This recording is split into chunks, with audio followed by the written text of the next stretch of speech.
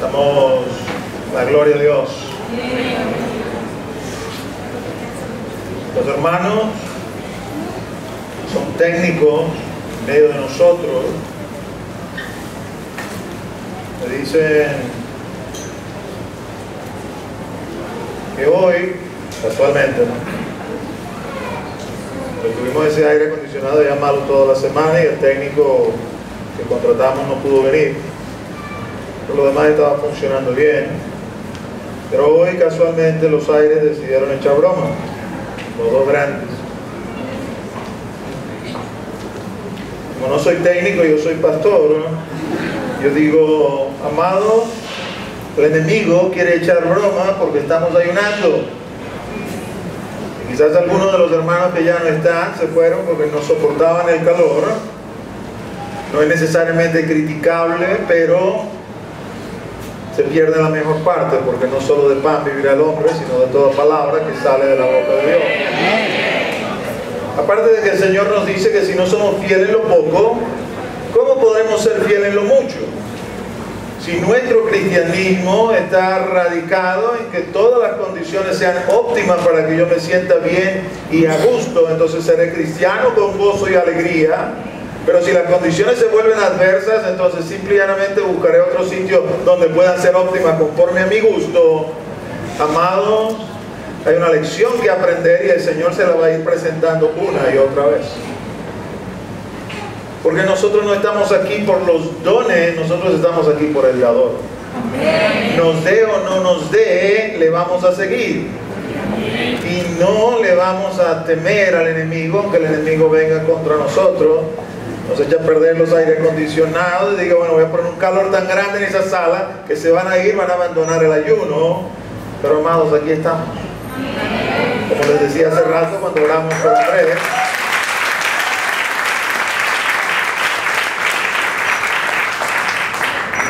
conforme a lo que dice la Escritura en Hebreos, no somos de los que retrocedemos, sino de los que tienen fe para alcanzar las promesas.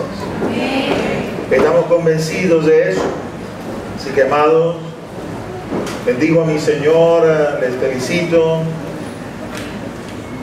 No se me vaya a poner bravo, pero debo felicitar de una manera especial a los hermanos. Son pocos, pero hay unos hermanos y hermanas que han ayunado corrido estos 3 días. Yo no quiero hacerlos sentir mal, pero Cristo no le ha llamado a usted en lo individual, Cristo lo ha llamado como colectivo. Si los líderes, los pastores hacen una convocatoria, usted debe responder, porque dice la Escritura en Hebreos, sujetaos a vuestros pastores, porque ellos velan por vosotros. Usted decide no sujetarse, usted decide hacerlo a su manera, perfecto. El día de mañana usted se presentará delante del tribunal de Cristo y rendirá cuentas. Hay hermanos que aceptaron la convocatoria, pero hay hermanos que fueron un paso más allá y nos dijeron, pastores, no queremos hacerlo entregando, queremos hacerlo corrido. ¿Podemos? Claro que sí, amado hermano y amada hermana, hágalo, porque es un sacrificio que se presenta delante del Señor. Y deseo felicitar a aquellos hermanos que ya están a punto de cumplir sus 72 horas sin comer, con el propósito, el único propósito de presentar a Venezuela delante del Señor. Y deseo invitarles, especialmente a los miembros. Si usted me pregunta por qué me expreso así, bueno, tuve una conversación un poco álgida esta semana con un hermano que se resiste a ayunar, y una de las razones que gozaba para no ayunar es que yo ayuno cuando el Señor me manda.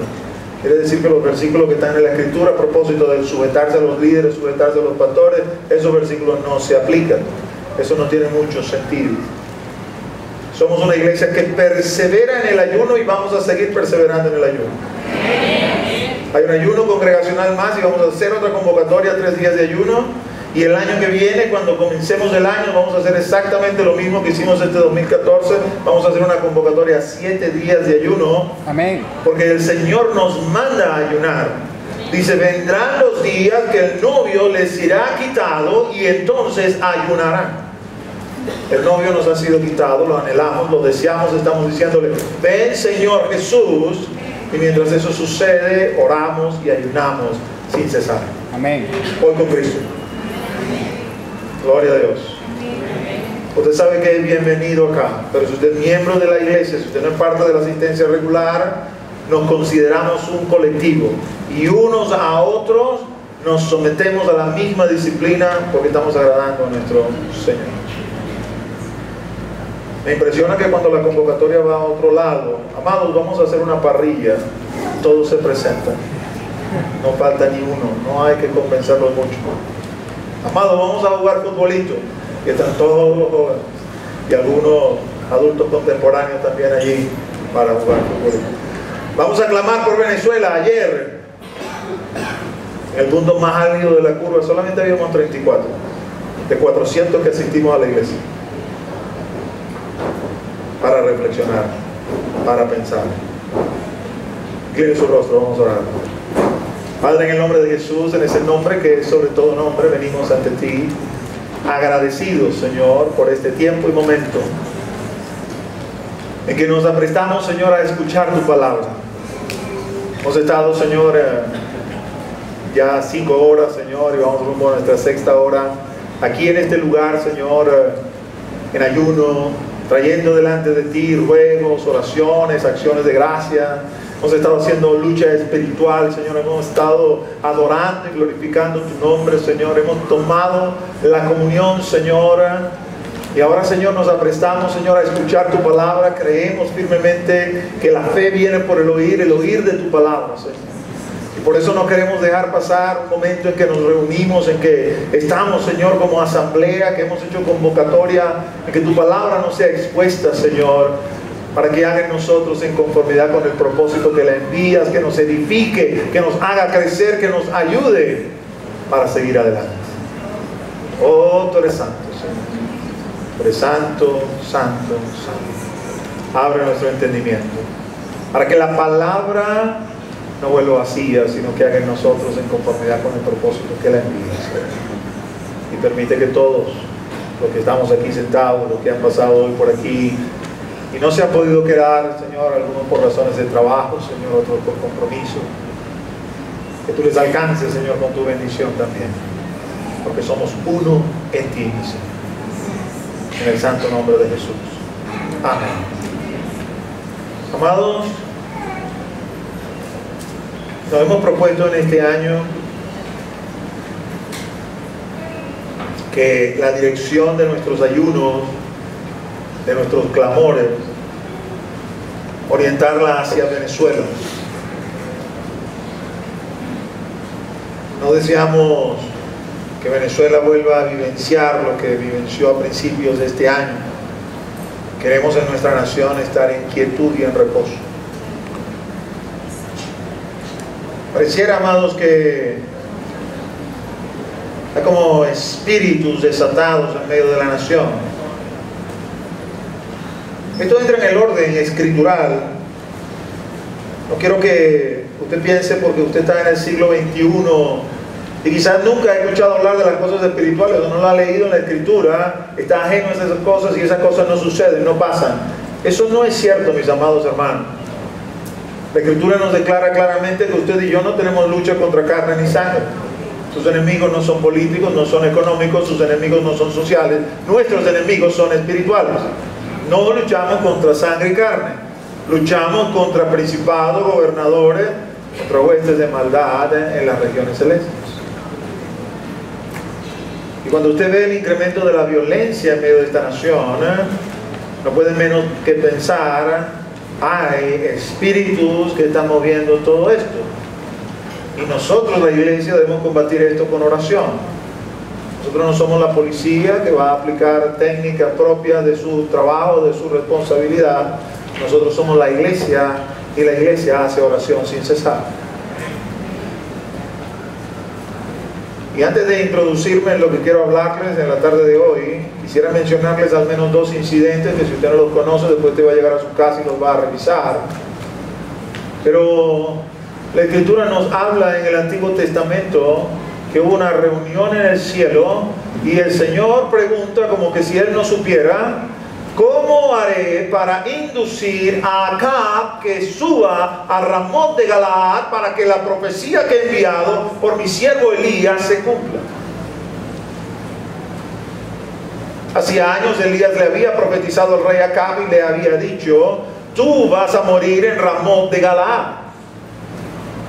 Pero él habitaba en Samaria. Se había suscitado una situación de guerra en Ramot de Galaad, pero no había seguridad de que Acab fuera a subir. De hecho, a raíz de la profecía de Elías, él evitaba esa zona. Así que en esa reunión celestial se levantó un espíritu y le dijo al Señor: yo lo haré, yo lo induciré. ¿Y cómo lo harás?, le preguntó el Señor. Y él dijo: yo seré espíritu de mentira en la boca de sus profetas y haré que suba a Ramot de Galaad. Y el Señor le dijo: anda, porque lo conseguirás. El reflejo de ese incidente acá en la tierra que pasaba en el cielo se tradujo exactamente en que estos profetas, que no tenían ningún temor de Dios, que no hablaban palabra de Dios, sino palabra que salía de su corazón para agradar al rey, comenzaron a profetizarle a Acab: sube a Ramot de Galaad porque ahí vas a vencer, no te va a pasar nada. Y aun cuando Acab, porque Acab era así como un zorro viejo, ¿no?, escuchó la profecía y dijo: bueno, pero de todas maneras, por si acaso, convocó a Josafat, que era otro rey, le dijo a Josafat: ¿qué tal si tú te pones mi ropa para que crean que tú eres Acab, y yo me voy a poner una ropa cualquiera y me voy a meter en la batalla? Los sirios que estaban rodeando a Ramot de Galaad vinieron y tenían orden los capitanes: no busquen a otros sino a Acab y mátenlo. Así que cuando entraron en la batalla, vieron a quien creían que era Acab y fueron hasta allá. Cuando le vieron la cara, estaba vestido de Acab, pero no era Josafat. Y le dijeron: no, si no eres el que estamos buscando. Y estaban todos consternados, pensaban que el zorro viejo se les había escapado otra vez. Pero en la escritura dice que un arquero lanzó una flecha a la aventura y esa flecha penetró las armaduras. Tenían espacios, ¿no?, para que fueran flexibles. En uno de esos espacios de la que cargaba Acab, penetró la flecha y lo mató. Y la profecía que el Señor había hablado por Elías se cumplió. El mundo espiritual se mueve en medio de nosotros. En el Nuevo Testamento, el rey Herodes había tomado a dos de los apóstoles, a Santiago y a Pedro. Asesinó a Santiago, el primer mártir de los apóstoles, y como vio que el pueblo se agradaba de eso, dijo: también voy a matar a Pedro, lo voy a matar mañana. Y la iglesia hacía oración sin cesar por Pedro. En la medida que estaban haciendo oración sin cesar, el Señor comenzó a moverse en el mundo espiritual. Pedro estaba preso en una celda y tenía que atravesar 4 líneas de guardia. 16 soldados tenía que atravesar para poder salir o para que alguien lo pudiera liberar. Era imposible. Los soldados estaban alertas porque el que un preso se escapara se pagaba con la muerte. Así que ningún soldado iba a ser tan soquete para dormirse, sabiendo que si se dormía y algo le sucedía al preso, él iba a pagar con su vida. Sin embargo, el Señor envió un ángel y los soldados cayeron como sueño profundo. El ángel llegó hasta donde estaba Pedro. Le dijo: Pedro, levántate y cíñete. ¿Qué quería decir? Vístete. Pedro pensó que estaba teniendo una visión. Sin embargo, observó que las cadenas se le cayeron de las manos, se ciñó y el ángel le dijo: sígueme. Y en la medida que el ángel caminaba, las puertas se abrían por sí solas. Y él decía: estoy viendo una visión. Hasta que se abrió la última, el portón de la calle. Ninguno de los soldados estaba alerta. Pedro salió, caminaron un poco más, el ángel se desapareció y entonces Pedro entró en cuenta: wow, estoy libre, esto está pasando en realidad. Así que se fue corriendo a casa de uno de los hermanos que él sabía, seguramente están allí orando por mí. No se consiguió con la sorpresa que los hermanos estaban durmiendo, ¿no? Los hermanos estaban orando en efecto. Sintieron los golpes en la puerta y mandaron a una de las muchachas más jóvenes que fuera. La muchacha fue, no era usual que tocara las puertas a las altas horas de la noche, y cuando habló escuchó la voz de Pedro y tanta fue la emoción que se regresó para decir, en lugar de abrir la puerta, se regresó para decir: es Pedro el que está tocando la puerta. Y los hermanos la vieron y le dijeron: eso no es posible. Es decir, ellos no estaban esperando una respuesta a la oración tan poderosa. Eso no es posible, él está preso. Y sin embargo fueron, y cuando abrieron la puerta, sí, de verdad, era Pedro. Amados, el mundo espiritual se mueve en medio de nosotros. Y la iglesia tiene que hacer oración sin cesar por esta nación. Nosotros, la iglesia, bendecimos la tierra donde estamos parados. La iglesia no debe desviarse en política. Si usted se ha desviado en política apoyando una tendencia u otra, yo le digo hoy aquí en este púlpito, arrepiéntase. Y vuélvase a la senda angosta, a la senda estrecha, que es el camino del Señor, porque el Señor le ha llamado usted y a mí para ser santos, santos y santos, separados del pecado y consagrados para Él. A ninguno de ustedes los he conocido yo como miembros activos de partidos políticos o ocupando cargos dentro del gobierno o dentro de la política acá en Venezuela. No que el Señor no pueda alcanzarlos, nosotros oramos para que ellos se conviertan y sean reales y genuinos seguidores de Jesucristo. Pero así como el Señor nos ha llamado, así nos tenemos que quedar, porque entonces hay otro discurso en medio de las iglesias. Se levantan los pastores y dicen, estos políticos no sirven, tenemos que ser nosotros los políticos y nosotros gobernar. El Señor reprenda al diablo. El Señor no nos ha llamado a eso. El Señor nos ha llamado a anunciar las buenas nuevas del reino. A decirle a los hombres, reconciliados hoy con Dios porque estáis en pecado. No a decirles a los hombres que tienes problemas porque no te llega el agua, o que tienes problemas porque no puedes comer, o porque tienes problemas porque tienes escasez. No, tu problema es un problema de pecado. Mientras no resuelvas el problema del pecado, no importa que todos estos otros problemas los resuelvas. Porque si resolvieren y tú puedes ser más feliz sobre la faz de la tierra porque tienes todo lo que quieres y no tienes ningún problema, pero sigues estando en pecado, el día que te mueras te vas al infierno. Y eso sí es un problema que no se puede resolver. Es preferible no tener nada de esto, pero estar en paz con Dios, y que cuando nos muramos nos vayamos con Él, y no lo contrario, mis amados hermanos. Amén. Una de las cosas que estoy observando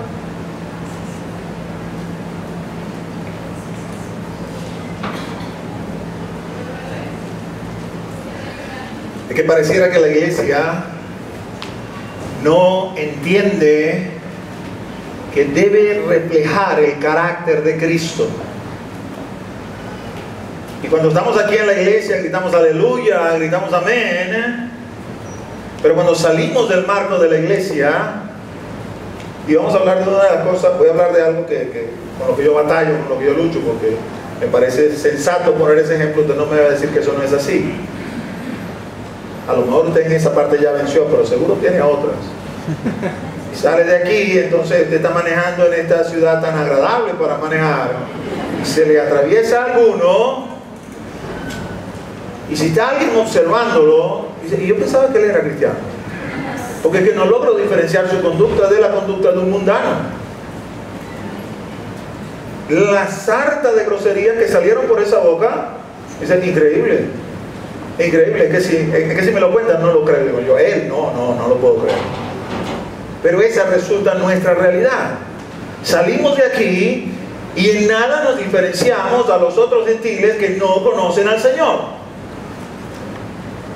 Decimos, yo soy salvo, yo voy a la iglesia, yo sé que soy salvo, el Señor me visitó, yo lo conozco. Pero amados, ese es el primer paso. Y ahí no debe usted quedarse como un niño en Cristo. Usted y yo tenemos que crecer y tenemos que madurar. Y tenemos que reflejar el carácter de nuestro Señor. Sin importar que la situación en la cual nos encontremos envueltos sea una situación que nos presiona. Porque, amados, ese es el momento en que debemos ser cristianos, cuando estamos siendo presionados. En algunas oportunidades le he contado el testimonio de Richard Wurmbrand, ya un varón que está con el Señor, porque él fue sometido a situaciones de presión terribles. Preso, era un pastor rumano, en la época que en Rumania estaba el comunismo, lo colocan preso por ser pastor. 13 años, no uno, ni dos, ni unos meses, ni una multa, 13 años preso. Y de esos 13, 3 de ellos en confinamiento solitario, es decir, metido en una celda, que cuando él escribe su libro, usted lo puede buscar y leerlo, se llama Torturado por Cristo. Dice, lo único que veía era una mano que se metía por debajo de la puerta y me lanzaba la comida. Ese hombre lo torturaron, ese hombre le hicieron cualquier cantidad de cosas en esa cárcel. Finalmente, gracias a la presión internacional, lo logran soltar, lo sacan de Rumania. Él comienza a hablar las cosas que había vivido y nadie le cree. La iglesia le dice: están locos. Los comunistas se habían encargado de hacer una pantalla, un simulacro tal que el mundo no creía la voz de este hombre, de que eso estuviera pasando detrás de lo que en ese entonces se conocía como la cortina de hierro. Porque Europa estaba dividida imaginariamente entre los países democráticos y los países comunistas, y había en esas fronteras algo tan regio, tan firme en esa frontera para usted pasar, para usted atravesar, que no se sabía con certeza qué estaba pasando del otro lado. Y entonces se comenzó a conocer dentro de la historia. Eso fue la época en que existía la cortina de hierro. Este hombre salió de allí y ni siquiera las iglesias le querían creer.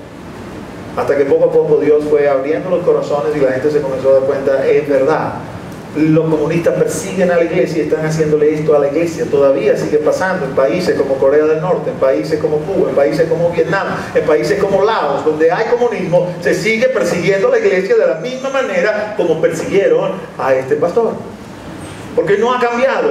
El comunismo por esencia es ateo, dice Dios no existe. Si usted se levanta y dice que Dios existe, usted se convierte en un enemigo del sistema. Llámese cristiano, musulmán, hindú o lo que usted sea, el comunismo va a ir contra todo lo que se llame Dios, o sea, objeto de culto. Porque por doctrina, por esencia, por naturaleza lo rechaza. Cuando el mundo comenzó a entender y comenzó a ver y le comenzaron a dar voz a este hombre, llegó a venir a Venezuela en una oportunidad. Y algunas hermanas de la iglesia fueron a escuchar su prédica, fueron a escuchar su testimonio. Usaba guantes, sus uñas se las habían arrancado en carne viva, nunca le volvieron a salir bien, tenía manos muy feas, usaba guantes. Así que una de las hermanas que fue le preguntó: yo puedo ver tus manos, y él se quitó y vio la mano horrible. Y la pregunta de la hermana fue una pregunta razonable, dice: ¿cómo pudiste aguantar todo eso? Y él le dio una respuesta magistral.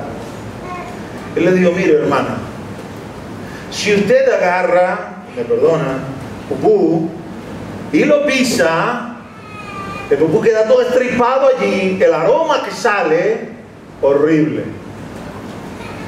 Pero si por el contrario usted agarra una rosa y le hace exactamente lo mismo, la lanza al piso y la pisa, entonces la rosa también se tritura, pero mientras está siendo triturada, el aroma que sale es un aroma sumamente agradable, es olor a rosa.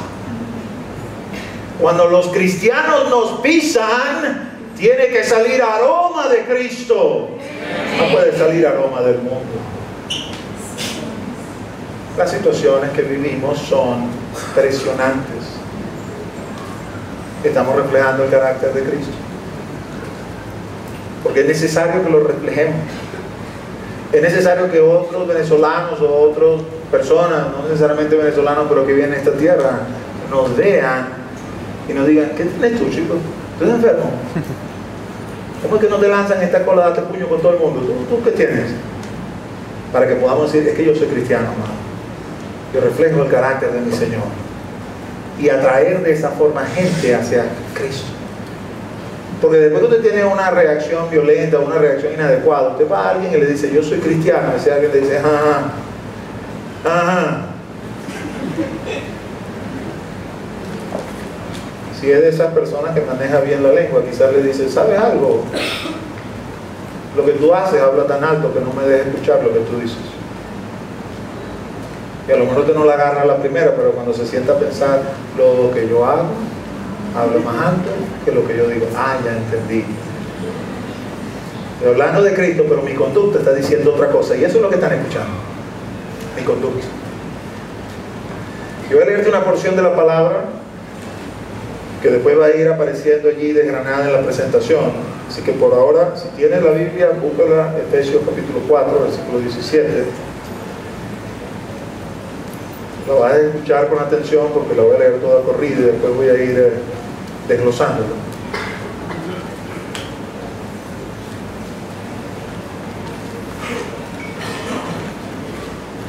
Mientras vas buscando, para los que tienen Biblia, quisiera decirles algo. Capítulo 4, versículo 17, de ahí voy a comenzar a leer. Quisiera decirte algo. Como te decía antes, ¿no? un poco de broma con los técnicos, porque bueno, sí parece que se les dio un corto, pero yo veo espiritualmente hablando la oposición del enemigo para que no hagamos lo que tenemos que hacer, nos sentamos incómodos, la gente soplando. Yo cuando me vine hoy vi esto y dije, ay Señor, gracias que no me puse corbata. No ha sido una de las situaciones más difíciles que me toca predicar después de 3 días de ayuno, con hambre. No sé si usted no tiene hambre, pero yo tengo hambre. Una oportunidad me invitaron a una vigilia y yo pensé, bueno, van a predicar la vigilia, okay, quizás van a predicar al principio, después vamos a estar adorando y alabando al Señor, pero cuando llegué a la vigilia me dijeron, hermano, estos son los turnos de predicación, el turno mío era a las 4 de la mañana. O sea que ni siquiera me podía dormir porque si me despertaba a esa hora no sabía que iba a predicar.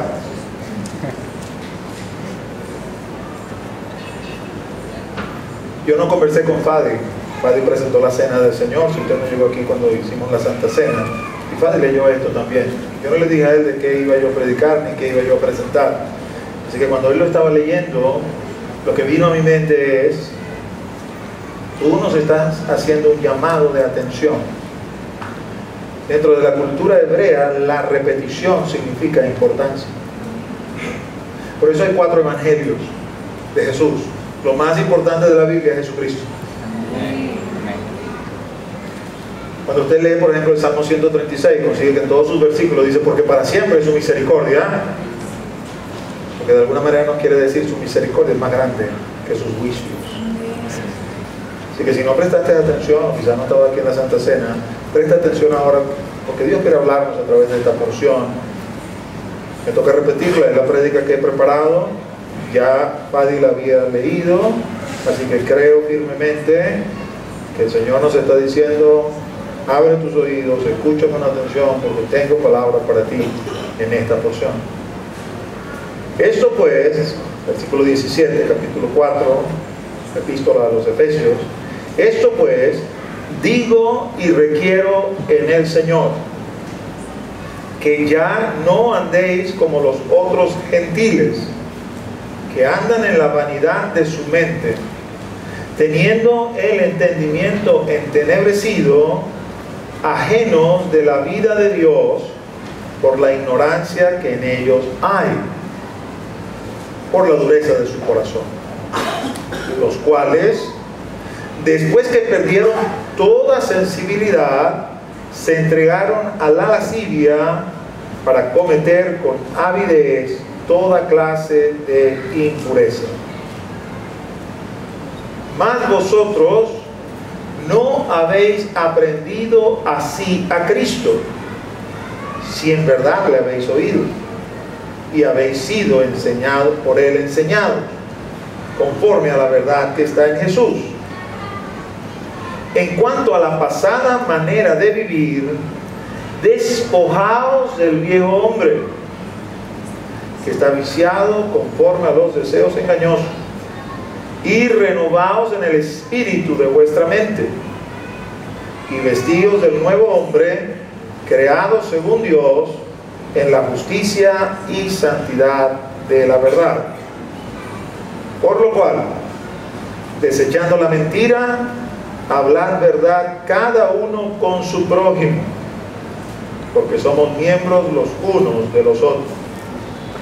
Airaos, pero no pequéis, no se ponga el sol sobre vuestro enojo, ni deis lugar al diablo.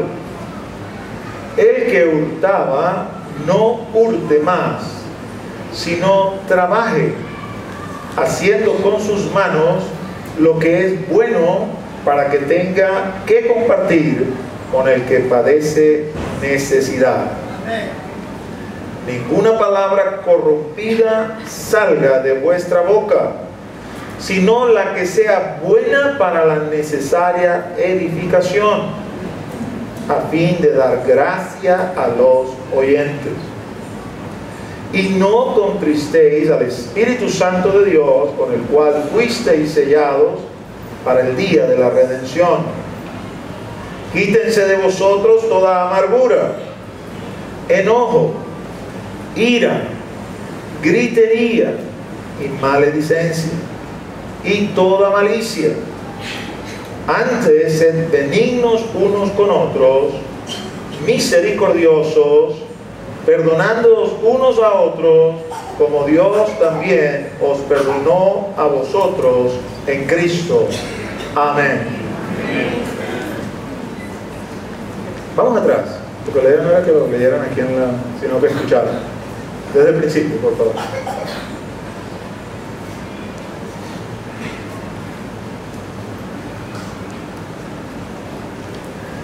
No tomé la imagen de la cruz de una manera, porque me pareció bonita la imagen, sino que lo tomé con toda la intención. Usted y yo no podemos reflejar el carácter de Cristo si no vamos a la cruz.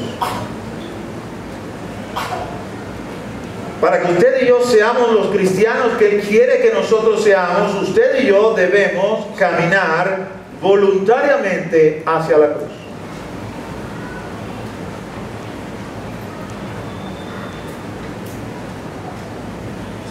Cuando usted recibe al Señor, cuando usted escucha un mensaje de salvación donde la persona que está exponiendo la palabra comienza a hablarle de las buenas nuevas del Evangelio y de cómo Cristo ha muerto por sus pecados, gracias a esa eternidad que Él ha puesto en nuestros corazones. Si el Espíritu ha hecho una obra que le ha convencido antes de pecado, de justicia y de juicio, sus oídos están atentos a ese mensaje. Es un mensaje que le insta a arrepentirse, es un mensaje que le muestra que sus pecados lo alejan de Dios. Y usted viene cuando le hacen la invitación, tú quieres entregar tu vida a Cristo, tú quieres arrepentirte de tus pecados y comenzar en una vida nueva con Él. Si ese es su día de salvación, si el Señor le ha movido y le ha preparado, usted viene al frente y se entrega al Señor. Nace de nuevo, es un bebé o una bebé en Cristo. Así se esté convirtiendo cuando usted tenga 80 años y sea el hombre más sabio o más rico y más versado sobre la faz de la tierra. Usted es un bebé en Cristo, pero ha nacido de nuevo y está en paz con Dios. El siguiente paso es: acompáñame a la cruz,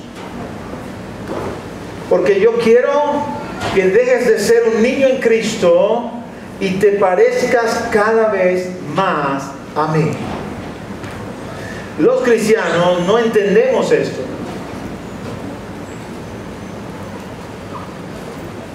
Así que Pablo lo hace con los hermanos de Éfeso, lo va a hacer después con los hermanos de Colosas.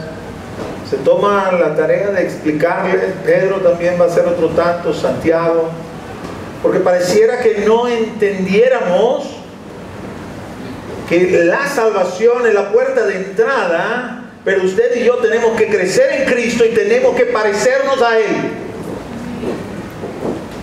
Usted y yo tenemos que abrir nuestra boca y hablarles a personas que lleguen al Señor y que se conviertan, pero también tenemos que decirle a esas personas, porque el Señor no nos mandó a hacer que otras personas fueran salvas por medio de la predicación, nos mandó a hacer discípulos, a enseñarles que obedezcan todas las cosas que yo les he enseñado a ustedes. Y lo que el Señor enseñó es: usted tiene que crecer en mi senda, en mi camino, porque no hay otro camino, para cada día parecerse más a mí. Nuestro yo tiene que menguar y Él tiene que crecer. Y eso solamente se logra cuando usted y yo caminamos voluntariamente a la cruz. El cristiano se confunde porque piensa que como tiene que caminar hacia la cruz, esto se convierte en obras y no es por fe. Amado, déjeme decirle algo: si el Señor no lo hubiese visitado con fe para que usted fuera salvo y le hace nacer de nuevo, usted no tuviera las fuerzas para acercarse a la cruz. Y aunque Dios está demandando que usted haga una sociedad con Él y le diga sí al Señor y camine con aparentemente sus fuerzas, realmente son las fuerzas de Él. Ningún incrédulo puede acercarse de propia voluntad a la cruz. Solo los creyentes se pueden acercar a la cruz. Usted primero tiene que hacerse creyente y después que se hace creyente puede caminar hacia la cruz. Porque en la cruz usted y yo morimos. En la cruz usted y yo ponemos por obra lo que hicimos cuando bajamos a las aguas. Muero para el mundo y ahora vivo para Cristo. Y el que está muerto, está muerto. Pero eso tiene que probarse. Y cuando estamos frente a situaciones, tiene que evidenciarse que estamos muertos porque somos de Cristo. Ya no vivo yo, sino que vive Cristo en mí. Pero eso significa un sacrificio. Y la cruz no es otra cosa sino un sacrificio. Que quien lo hizo primero fue nuestro Señor. Él caminó voluntariamente hacia la cruz. Y cuando Él disertó con sus discípulos, porque había algunos que, viendo que la cosa estaba cerca, le dijeron: cuando vengas en tu reino, yo me quiero sentar a tu derecha y yo me quiero sentar a la izquierda. Algo así similar como esa viveza criolla, ¿no? Me meto primero a la cola, voy a ver con quién hablo, qué amigo tengo, qué palanca tengo, por dónde me meto. Y el Señor le respondió: mira, eso no lo doy yo, eso lo da el Padre. Además, ¿pueden ustedes beber de la copa que yo voy a beber y ser bautizados con el bautismo que yo voy a ser bautizado? La pregunta es interesante porque el Señor ya lo había bautizado a Juan el Bautista, así que se estaba refiriendo a otro bautismo, no el que ya había recibido, y le estaba hablando de una copa que ellos no conocían, y sin embargo ellos dijeron: sí, sí podemos. Y el Señor con su vez, siempre su benevolencia. Estos pobres ignorantes no saben lo que están diciendo, pero lo que están diciendo es verdad, porque eso va a suceder. Entonces le digo: sí, de cierto ustedes van a beber la copa que yo tengo que beber, y van a ser bautizados con el bautismo que yo tengo que ser bautizado, pero el sentarse a mi derecha o a mi izquierda, eso no es potestad mío el darlo, sino de mi Padre. Y lo que les estaba diciendo es: así como yo caminé hacia la cruz, ustedes, yo, tenemos que caminar hacia la cruz también. Y eso se hace de propia voluntad. Y el Señor nos da la fuerza para que lo hagamos. Yo lo hago no para ser, sino porque soy. ¿Entiende la diferencia? Usted no hace esa obra para ser cristiano. Usted ya es cristiano porque Él le hizo cristiano. Usted hace eso porque es cristiano, no para ser cristiano. Porque todos los cristianos caminamos hacia la cruz. No me digan que no han leído Gálatas. Los que son de Cristo han crucificado la carne con sus pasiones y deseos. No dice: los que son de Cristo, yo les crucifiqué la carne con sus pasiones y deseos. Dice: los que son de Cristo han crucificado la carne con sus pasiones y deseos. Es decir, que de una forma voluntaria, igual que lo hizo el Señor, extendemos nuestros brazos para que otro nos crucifique. Y la crucifixión, mis amados hermanos, es una muerte lenta. Nadie se muere en la cruz el mismo día que lo crucifiquen, y de ahí al asombro que el Señor Jesús se hubiese muerto en ese mismo día y a las pocas horas de haber sido crucificado. En la cruz la gente pasaba días, 2, 3, 4 días, hasta que finalmente le sobrevenía la muerte.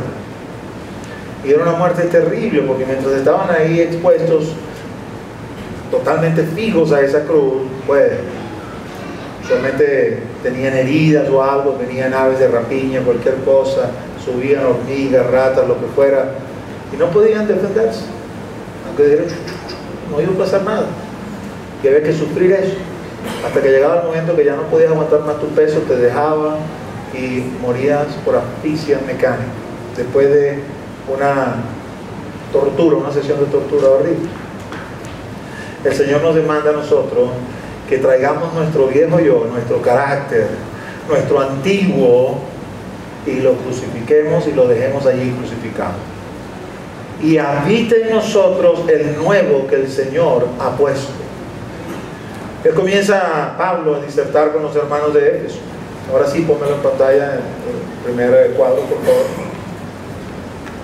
Versículos del 17 al 19. Esto pues digo y requiero en el Señor, que ya no andéis como los otros gentiles que andan en la vanidad de su mente.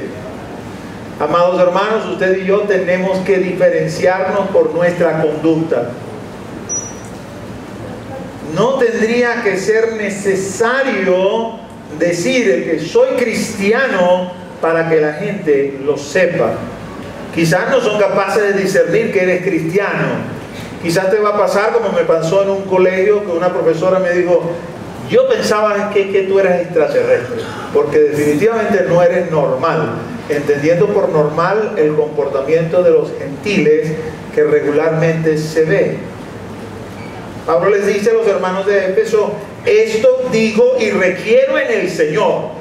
Él usa su autoridad apostólica y dice: esto no lo estoy negociando, esto es una orden que yo les estoy dando como apóstol. Lo requiero y lo exijo.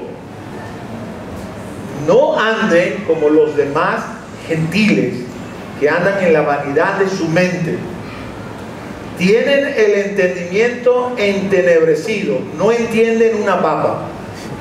Serán doctores en astrofísica, como el doctor Steve Hawking, que tiene una enfermedad terrible, que vive allá en Inglaterra, que es una maravilla en cuanto a su intelecto, pero no cree en Dios, es ateo.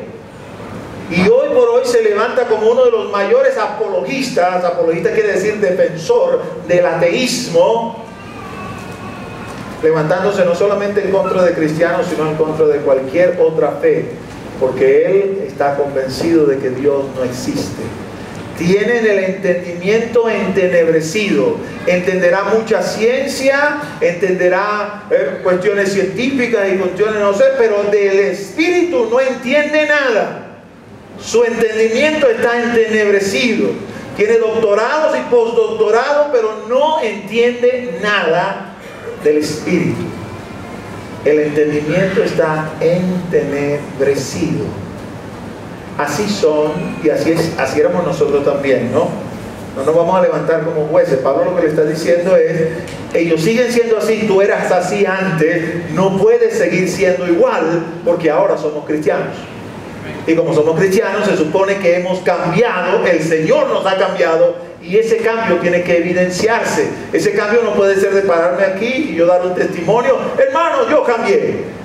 No, eso tiene que verse en el día a día, que es verdad, yo cambié. Que te vean las personas que antes andaban contigo y digan: definitivamente esto es increíble. O quizás lo rechacen, así como contaba Carlos la semana pasada. Él pensaba que no había cambiado, pero sí había cambiado. 4 días después de su conversión se consiguió con una compañera de trabajo, ni siquiera la pudo abordar y ella vino con toda una verborrea: cuidado si tú vas a venir a mí a convencerme, porque como tú cambiaste, tú vas a querer que yo cambie para acá. Y él entendió: el Señor me cambió, y eso se refleja, eso se ve. Pero antes éramos iguales, teniendo el entendimiento entenebrecido, ajenos de la vida de Dios por la ignorancia que en ellos hay, por la dureza de su corazón. Al endurecerse nuestro corazón, creemos en nuestra propia justicia. Uno de los grandes, vamos a decir, falsos dogmas, vamos a llamarlo así, de esa manera, es que Dios es amor. Si Dios es amor, Dios no regaña a nadie, Dios no condena a nadie, Dios es puro paz, paz y amor, paz y amor. Eso es antibíblico. Claro que Dios es amor, amor al superlativo, pero nuestro Señor también es fuego consumidor. Nuestro Señor también es justicia al superlativo, porque si es amoroso, amoroso, amoroso, también es justo, justo, justo. Y en Él conviven esas dos cualidades en perfecto equilibrio.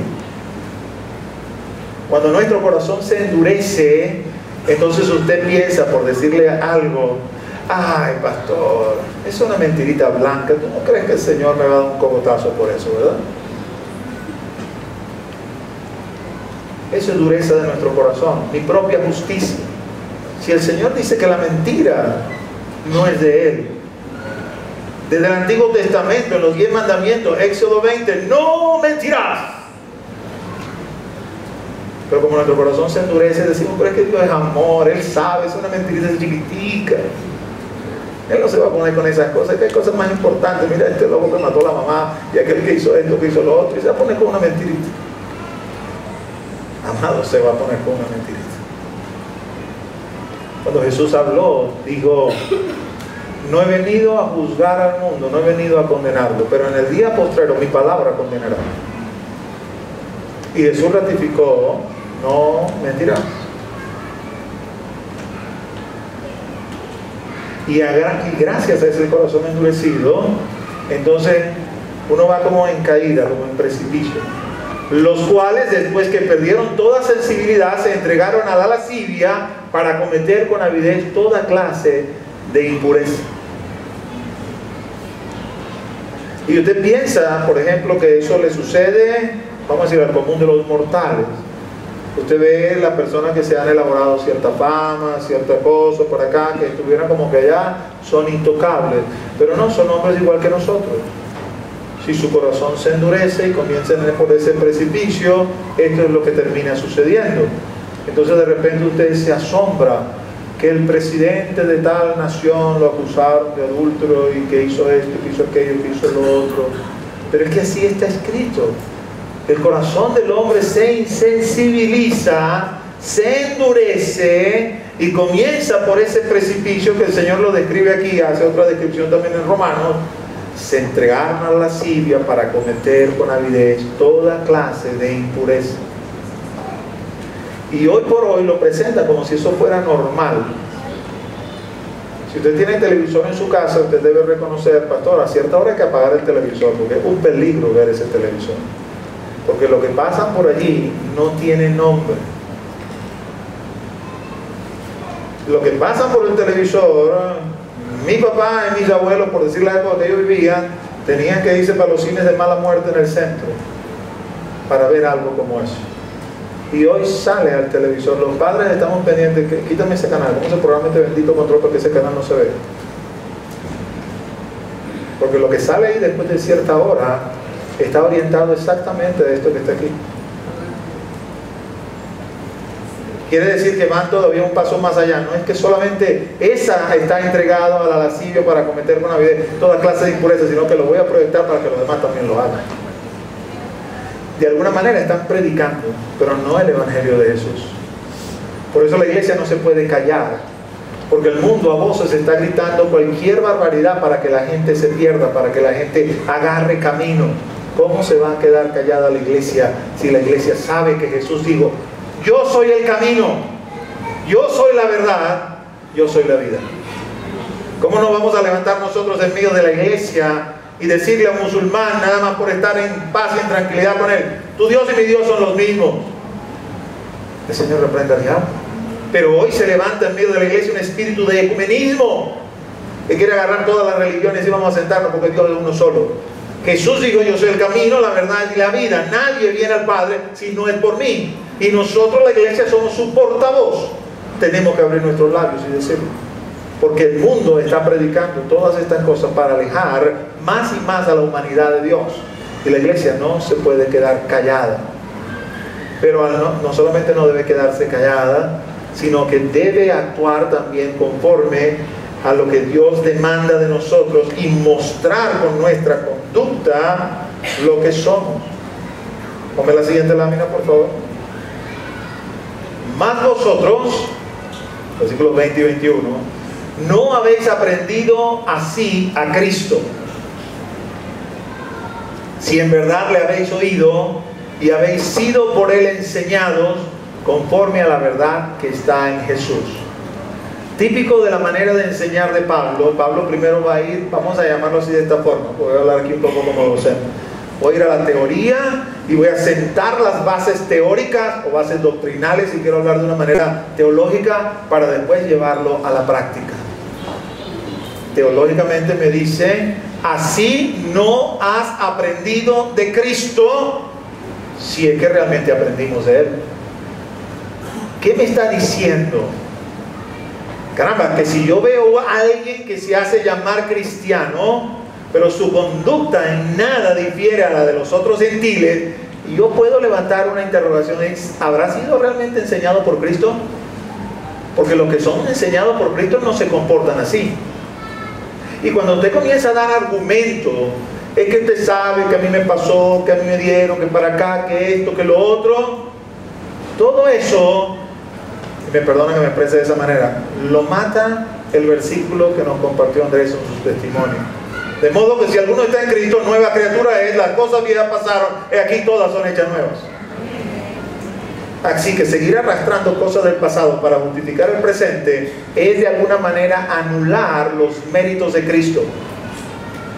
Porque usted no se hizo una nueva criatura usted mismo. Cristo la hizo una nueva criatura por sus méritos. ¿Cómo usted va a decir que usted no es una nueva criatura y que todavía está arrastrando cosas del pasado? Entonces Cristo no es lo suficientemente poderoso. ¿Los méritos de Cristo no son lo suficientemente buenos? Claro que no, mis amados hermanos. Y Pablo lo sabe.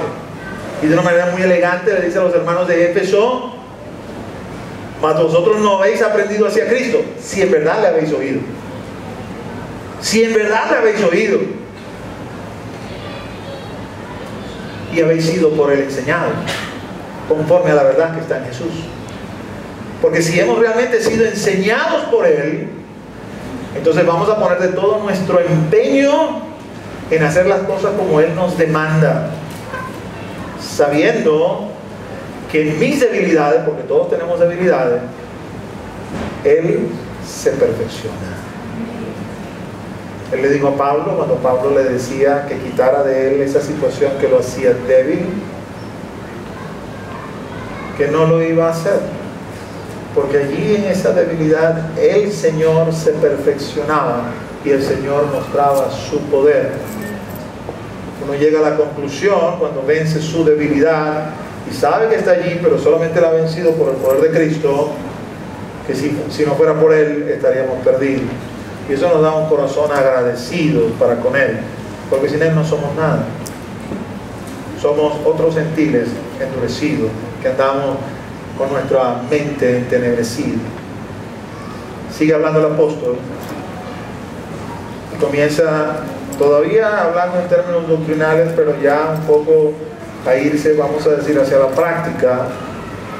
En cuanto a la pasada manera de vivir, despojaos del viejo hombre que está viciado conforme a los deseos engañosos, y renovaos en el espíritu de vuestra mente, y vestíos del nuevo hombre, creado según Dios, en la justicia y santidad de la verdad. Qué interesante los verbos. Despojaos, renovaos, vestíos, órdenes. El verbo está en imperativo. Despójate del viejo hombre. Y cuando usted le dice, pero yo no puedo, él le responde, sí puedes, porque mi poder está en ti. Por eso Pablo le decía a los hermanos de Filipo, todo lo puedo en Cristo que me fortalece. Un versículo que muchas veces le emplean mal. Yo voy a conseguir un apartamento, todo lo puedo en Cristo que me fortalece. Y yo no voy a decir que no se puede usar en esa dirección en el sentido de creer y fijar, y si Dios me quiere un apartamento me lo va a dar, pero va más orientado a esto. Despójate del viejo hombre, porque todo lo puedes en Cristo que te fortalece. No es una excusa, es que no puedo, es que tú sabes, cuando la pasión, la cosa me arrastra para acá. No, eso no es no puedo, eso es no quiero. Porque me produce tanto deleite, tanto placer, tanto gozo que no quiero dejarlo. Pero no digas no puedo, porque todo lo puedes en Cristo que te fortalece. Despojaos del viejo hombre que está viciado. No sirve el viejo hombre. Aquí él nos revela también otra cosa, ¿no? Despójate del viejo hombre que está viciado conforme a los deseos engañosos. Y usted se analiza, se piensa y dice, wow, yo pensé que cuando yo me acerqué a recibir al Señor y me arrepentí, Él me había despojado de ese viejo hombre y el viejo hombre había desaparecido. Usualmente cuando usted se convierte, el Señor lo visita muchas veces con un gozo indescriptible. Entonces se vuelve un loco, un enamorado del Señor. Entra en esa fase que la Escritura en algunas partes llama el primer amor. Y está dispuesto a hacer cualquier cosa por Él. En la medida que va pasando el tiempo, que ese primer amor como de alguna manera, es como que si fuera menguando, o como que nosotros lo dejáramos morir más bien, ¿no? Porque la exhortación a los hermanos de Éfeso, por cierto, en Apocalipsis, él retoma el primer amor que has abandonado. Usted entonces comienza a descubrir cosas dentro de usted. No, porque el que se comienza a ver Y dice, wow, el viejo hombre todavía está allí. Yo pensé que te lo habías llevado. Y resulta que muy sinvergüenza todavía está allí. ¿Qué hago ahora con esto? Porque no dejo de reconocer la fortaleza de ese viejo hombre cuando no tenía a Cristo. Y era conducido a hacer lo que no quería hacer sin poder evitarlo. Era inconverso cuando le dice no puedo, de verdad no puede, ¿oyó? Porque él está cautivo del pecado y el pecado lo lleva cautivo a hacer lo que no quiere hacer. Pero los que estamos en Cristo hemos sido libertados del pecado y de su señorío. Y por lo tanto en Cristo estamos fortalecidos para hacer lo que debemos hacer. Usted se descubre ese viejo hombre y se asusta y dice todavía está aquí. Llevó el control tanto tiempo y todavía está aquí. ¿Qué hago con él? Y el Señor dice despójate. Pero ¿cómo me despojo de él? Crucifícalo. Llévalo a la cruz, llévalo al madero y crucifícalo. Despojarte de ese viejo hombre quiere decir que lo voy a crucificar. Voy a entrar en la onda que habló el Señor en Lucas cuando dijo, usted quiere ser mi discípulo, niéguese a sí mismo, tome su cruz cada día y entonces siga. El cristianismo, mis amados hermanos, es una vida, no voy a decir una religión, porque el cristianismo no es una religión, tenemos una relación viva con Cristo que está vivo porque ha resucitado, pero es una vida de negación. ¿Pero de negación de qué? Del viejo hombre, no de nuevo, del viejo hombre, que no deja de ser nuestro antiguo yo, pero que tiene que permanecer crucificado, porque ese viejo hombre está viciado. Y si usted permite que ese viejo hombre tome de nuevo el control, el nuevo hombre se va a morir. El Espíritu de Dios dentro de usted se va a hacer chiquitico y quizás hasta se vaya como se fue de la vida de Saúl. Y su estado postrero viene a ser peor que el primero. Porque mejor le hubiera sido no conocer al Señor que conocerlo y después abandonarlo. Así está escrito también. Amén. Gloria a Dios. Vamos, hay que leer la palabra. La palabra da vida. Así está escrito. Ahora, no es solamente una orden en ese sentido, sino que va a hablar también del nuevo hombre. Despójate del viejo, vístete del nuevo. Pero amado, me sorprende con un versículo en el medio. Yo vengo leyendo esto y esperaría conseguir esto. El 22, despójate del viejo hombre, está viciado, entiende. Y luego el 24, vístete del nuevo hombre, porque está como comparando el viejo con el antiguo, el viejo con el nuevo, perdón. Y ahora de repente me mete un versículo en el medio y me dice, renovaos en el espíritu de vuestra mente. Antes de llegar a que te vista del nuevo hombre, me dice, renovaos en el espíritu de vuestra mente. Cambia tu manera de pensar. Piensa ahora conforme a la palabra. Mi hermano testificó y creía que su condición era normal. El Señor lo toca, se convierte, viene a la Escritura y se da cuenta, no, así no creó Dios. Y su mente cambia y se alinea con la palabra de Dios. Los borrachos no entrarán al reino de los cielos. Si sigues bebiendo, arrepiéntete. Los cristianos no se emborrachan. Y el Señor justifica las borracheras. Los borrachos van al infierno. Así está escrito. Renueva tu mente con la palabra. ¿Cuántos de nosotros pasamos tiempo con la palabra? Porque la palabra produce vida. Usted puede escuchar prédica. Yo no digo que usted no escuche prédica.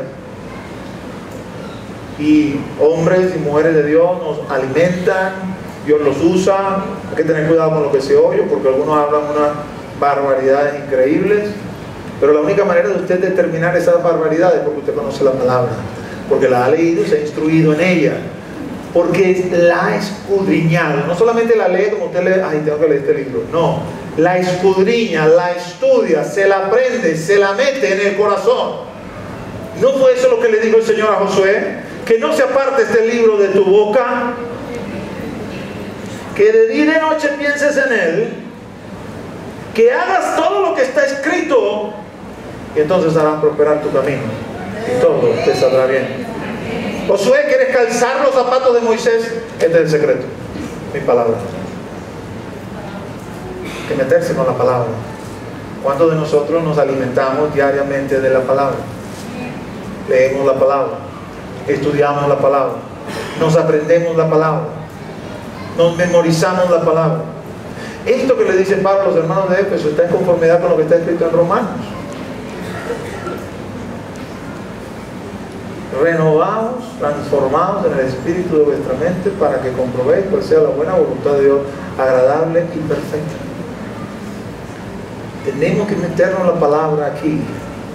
Si la palabra dice, todo esto fue creado en 7 días, y usted está lidiando ahí que el Big Bang, que la evolución, que esto para acá, usted dice, Señor, eso lo voy a crucificar 6 días. No sé cómo lo hiciste, no lo puedo explicar, ojalá nadie me lo pregunte, pero voy a dejar de creer en todo esto que me enseñaron, voy a creer en esto otro, porque así lo dice tu palabra. Y usted se renueve en el espíritu de su mente.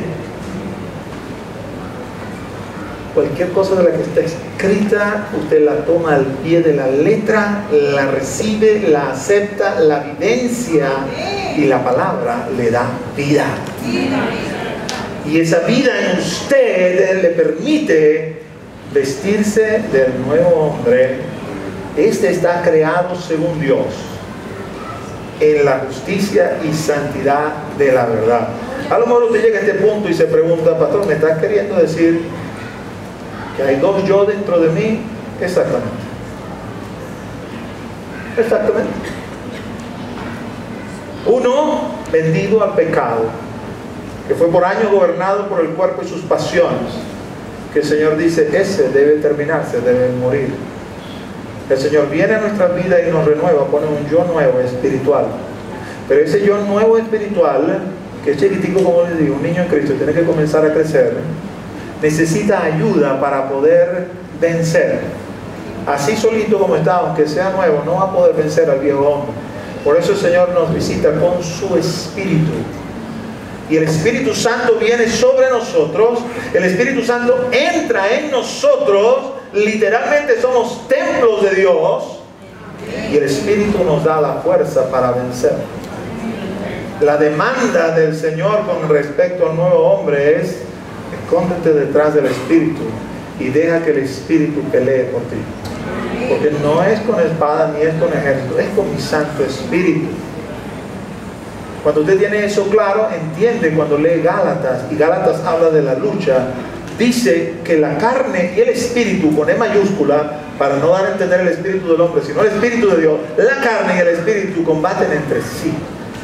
Entonces usted se pregunta, ay, ¿por qué está el Espíritu Santo combatiendo allí? ¿Qué tiene el Espíritu Santo que ver con la carne? Porque el Espíritu Santo está morando en usted y lo ayuda en la lucha con esta carne que también está en nosotros, que no está en él. Y es la única manera que usted tiene para vestirse del nuevo hombre. Después de haber dicho esas cosas, Pablo entonces se va a meter directamente con la parte práctica. Porque de alguna manera usted ve todo esto y no resulta siempre tan fácil de entender, hay bastante de doctrina, pero él va a colocar ejemplos prácticos para que usted pueda identificarse. Así que los versículos siguientes, ponle la pantalla por favor. Hermano, si usted es lo que está en el salón y se está durmiendo, usted puede ponerse de pie, no hay ningún problema, pero no se pierda la bendición. No deje que el diablo lo arrulle allí y usted quede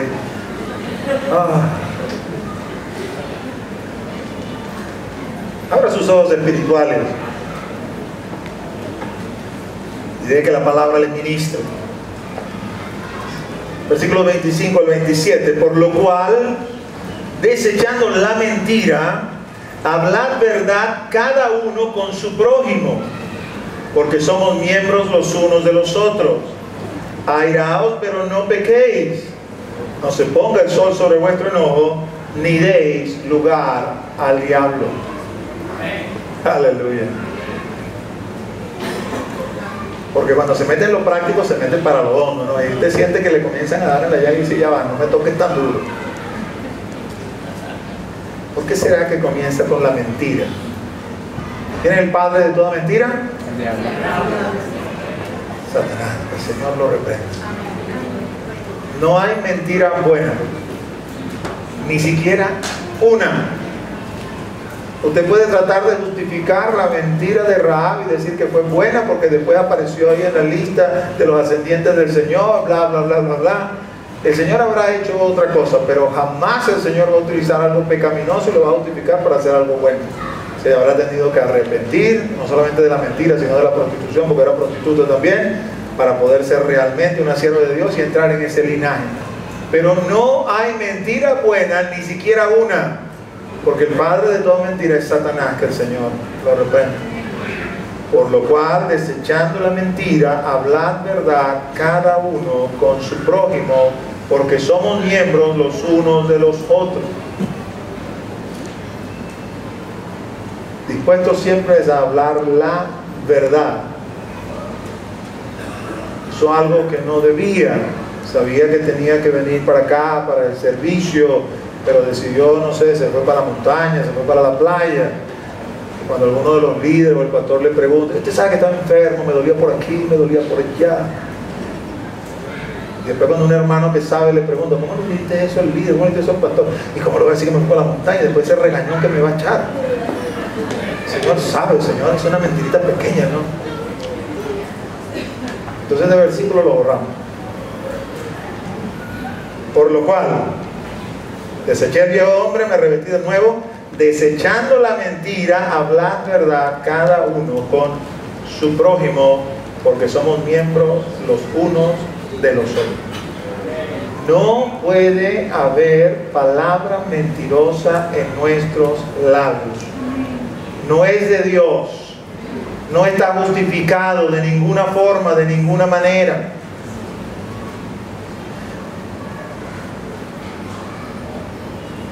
Esto yo sé que es un tema álgido, ¿no? Álgido y tremendo, porque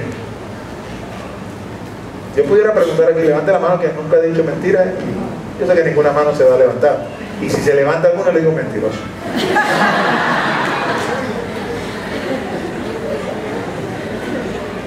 Pero me impresiona la manera como el Señor castigó a Ananías y Zafira por la mentira que habían dicho. Habían vendido la heredad, trajeron una parte de la heredad, no lo trajeron todo. Estaban buscando el reconocimiento, porque había hombres y mujeres en la iglesia que Dios los había movido de una forma tal que estaban básicamente haciendo lo que el Señor le dijo al joven rico que hiciera. Estaban vendiendo sus bienes, sus propiedades, todas las cosas que tenían, y las traían y las ponían a los pies de los apóstoles para que todo administrara y se siguiera extendiendo el reino. En el capítulo anterior, porque eso es Hechos 5, en el capítulo anterior, en el 4, el que acababa de hacer eso era Bernabé. En el capítulo siguiente nos habla de Ananías y Zafira, que querían hacer lo mismo. Querían ese reconocimiento de parte de la iglesia, de parte de los apóstoles. Pero la verdad era que no estaban dispuestos a dar todo. Y se dejaron un por si acaso en el bolsillo. Vamos a ver, por si acaso no es malo. Nadie le está diciendo a usted que dé todo si no quiere dar todo. Total se lo está dando el Señor y el Señor sabe lo que usted le está dando. Lo malo allí fue la mentira. Porque cuando Pedro los confrontó y les habló y les preguntó, ¿vendiste esa propiedad tanto? ¿Esto fue lo que hiciste? Sí. Pedro los reprendió y le dijo, ¿cómo no has tenido temor de mentirle al Espíritu Santo? No me estás mintiendo a mí, le estás mintiendo al Espíritu Santo, porque Él sabe qué es lo que realmente sucedió. Y dice la Escritura que en el acto cayeron muertos delante de Pedro. Imagínense si el Señor siguiera castigando la mentira así. Porque la idea de castigar la mentira así en Hechos 5 era que la iglesia temiera, que por lo menos la iglesia se le pararan todos los pelos. Cuidado si se me sale una mentira, porque se puede poner bravo el Espíritu Santo y hasta ahí llega. Este asunto de la mentira, mis amados hermanos, es grave. Y usted tiene que manejarlo en su casa, en su vida, en la vida de sus hijos. Repica el teléfono, dile que no estoy. No es mejor decirle, dile que no lo puedo atender, que lo llame. Es que si le digo que no puedo atender, a lo mejor se pone bravo, que pensará que esto es... no, es que no quiero quedar mal. Si le digo que no lo quiero atender y después de repente lo llamo, entonces me dan un zaperoco porque no me quisiste atender, que para acá, que esto, que lo otro. Y el niño va, mi papá dice que no está. Estamos enseñando a mentir al niño. El día de mañana, cuando nos venga con una mentira a nosotros, ¿qué le vamos a reclamar si eso es lo que le estamos enseñando? Hijo, a Cristo no le gustan las mentiras, no pueden mentir para acá. Si es de esos niños avión, lo más probable es que le diga, pero carajo, cuando llamo por teléfono tú me dices que tú no estás ahí, tú estás aquí. ¿Qué le va a responder? Lo típico que hacen algunos padres, te callas porque yo soy el papá, punto. Pero eso no quita el hecho que le está enseñando a mentir y que no le está predicando realmente a Cristo. Airaos, pero no pequéis. Ay, amado, ¿no? Cuando se te atraviesa un carro, te agarra duro ese volante, no puedo pecar, porque así está escrito. Airaos. No me está diciendo no te pongas bravo, pero si te pones bravo, no peques. Ve cómo te tranquilizas, métete a la ducha con agua fría para ver si se te calma, pero no peques. Airaos, no pequéis. Cuando uno está molesto, bravo, brava, y se deja llevar por eso, puede cometer una torpeza terrible. Porque a lo mejor lo que se le sale son una sarta de improperio. Pero si la violencia toma cuerpo y usted va un paso más allá, muchos de los que hoy están en la cárcel le van a decir, ¿sabe? Yo no tenía ninguna intención de hacer eso, pero lo que pasa es que me eché una de esas calentadas y no sabía lo que estaba haciendo. ¿Se escuchan más de una vez? Porque cuando uno se molesta de esa forma, ¿usted sabe quién se mete? El diablo, que el Señor lo reprenda. Lo ideal sería que no nos molestáramos. Y si nos vamos a molestar, entonces que nos molestemos por cosas que valen la pena. Así como se molestó el Señor en el templo y vio que su casa la habían convertido en un mercado, cuando hizo una casa de oración. Y tomó un látigo y comenzó a echarlos afuera a todos. Molesto, tumbó las mesas de los cambistas y les habló y les recriminó con dureza, porque habían violentado la casa de su padre. Y el Mateo dice, el celo de su casa le consume, porque su casa es una casa de oración. Se va a molestar, si nos vamos a molestar, molestémonos por algo que vale la pena. Pero si algo que no vale la pena, pero como tenemos esa naturaleza carnal ahí que a veces hay que buscar de controlarla, porque el apóstol nos da esa libertad. Airaos, aírate, ponte bravo, pero no peques. Y nos dice no solamente eso, nos dice que no se ponga el sol sobre tu enojo. Hay matrimonios que usted los asesora. Tengo 3 semanas que no le hablo al tipo de ese pastor. Cada vez me siento peor. Por supuesto, son 3 semanas, 21 días dejando que el sol se ponga sobre tu enojo. Cuando la Escritura te dice, resuelve eso el mismo día. Siéntate a hablar. Es que no podemos hablar, pastores. Entonces vamos a buscar a alguien que nos ayude. Vamos a llamar a uno de los pastores, vamos a llamar a uno de los líderes, necesito tu ayuda. Necesito que hablar, porque si estamos delante de alguien, quizás no vamos a comportar como gente decente, entonces necesito que alguien esté presente. Pero hay que resolver el problema, no se puede dejar pasar. Porque esa es una orden. Como usted le estudie, es una orden. No se ponga el sol sobre vuestro enojo. No dice te recomiendo, sugiero, opino. No, lo ordena. No se ponga el sol sobre vuestro enojo. Amado, si usted es cabeza de casa y también es de esos favoritos cabeza caliente, tiene que aprender a dominarse. El hombre viejo tiene que estar crucificado. Usted es cristiano, tiene que subir el hombre nuevo, que está creado conforme a la imagen de Dios según su semejanza. Y usted tiene que tomar cartas en el asunto, porque si usted ve que su esposa se va a dormir, mire señora, ya va, párese, vamos a hablar. Porque aquí predomina en esta casa la palabra de Dios. No lo que yo pienso o lo que piensas tú, sino lo que dice Dios. Y Dios dice que no se debe poner el sol sobre vuestro enojo. Amados, lo puedo hablar con toda propiedad. Porque al principio de nuestro matrimonio, esto quiso suceder y decidimos poner la palabra por encima de lo que sentíamos en nuestro corazón Y hoy, 29 años después, les digo, no me arrepiento, ha sido lo más sabio que hemos hecho. Porque es inevitable que haya ese roce con esa persona que más amas.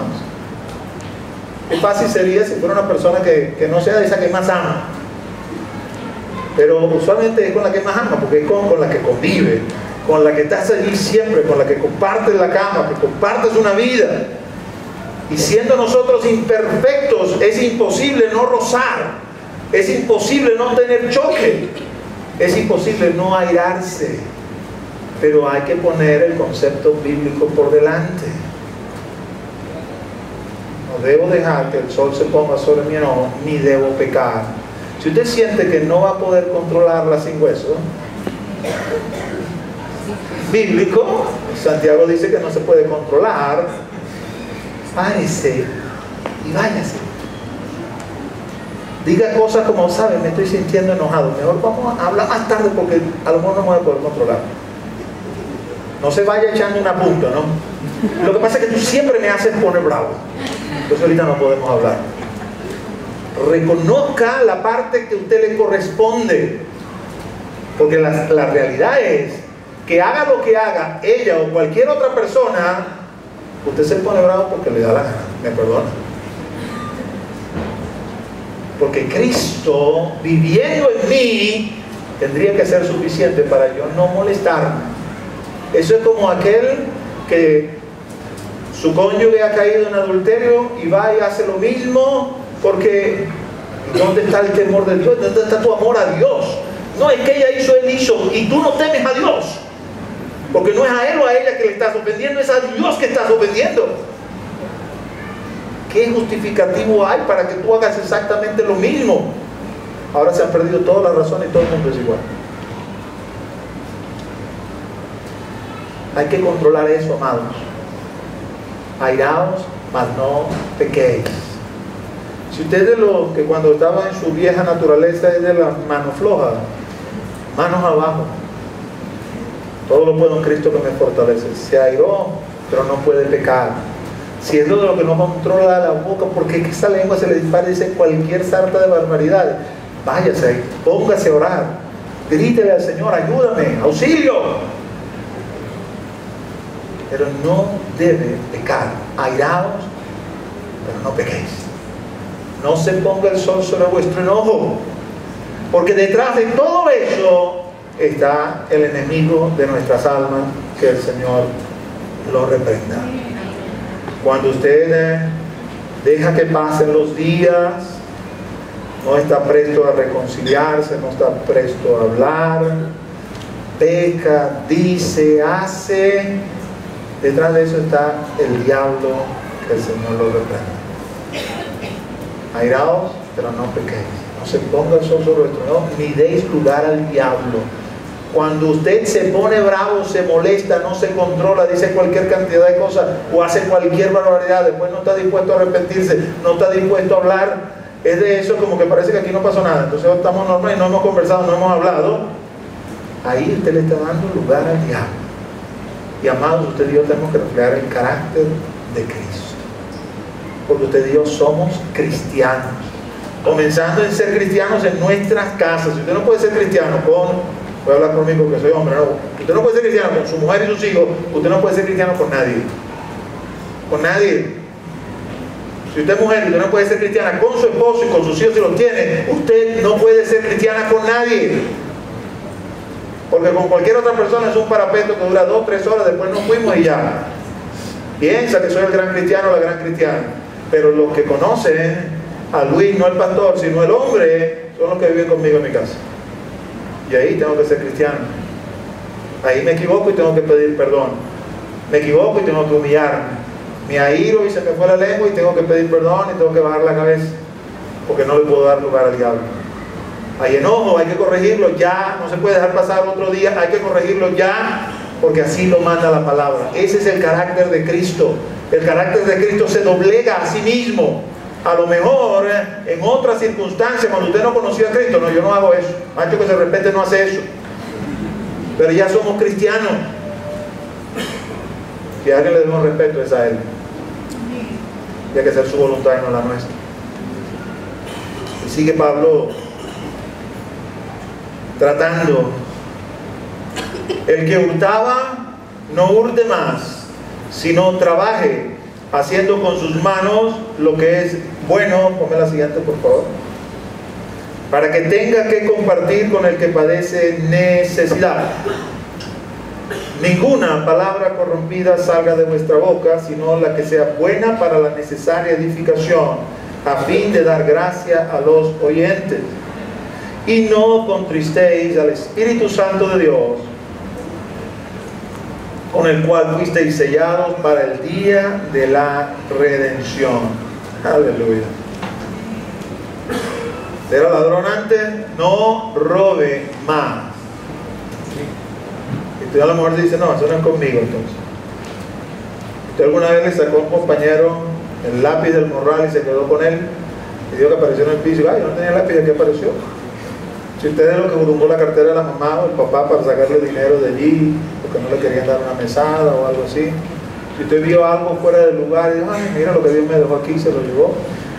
Eso es hurtar, mis amados hermanos. El que hurtaba, no hurte más. No el que se roba un banco, el que mano armada y se llevó un carro para acá. No, no, no. Todo aquel que tome algo que no es suyo, que no le pertenece, eso se llama hurtar. El que hurtaba, no hurte más.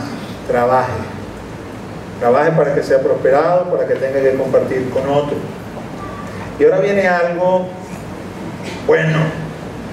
Ninguna palabra corrompida salga de vuestra boca, sino la que sea buena para la necesaria edificación, a fin de dar gracia a los oyentes.